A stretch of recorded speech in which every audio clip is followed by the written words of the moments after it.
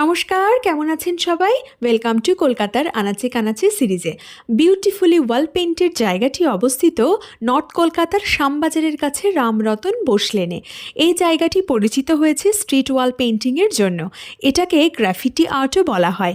New York, Berlin, London, Paris, Hamburg, Hong Kong, Brazil, Lisbon, এমনকি ভারতের দিল্লি, উদয়পুরের মতো কলকাতা শহরেও এই ধরনের আর্টকে সম্মান ও গুরুত্ব দেওয়া হয়। তবে স্ট্রিট পেইন্টিংয়ের জন্য সবচেয়ে বেশি পরিচিত জায়গা হলো ইতালি। গ্রাফিটি আর্টের উদ্যোক্তাদের মধ্যে ছিলেন ফরাসি শিল্পী জিন ডাবাফেট, যিনি তার আর্টে ট্যাগ এবং গ্রাফিক মোটিভগুলোকে একত্রিত করেছিলেন। তবে নিউ ইয়র্কের শিল্পী জিন ম্যাসেল বাস্কেট এবং কিং হ্যারিং স্ট্রিট আর্টের পথপ্রদর্শক।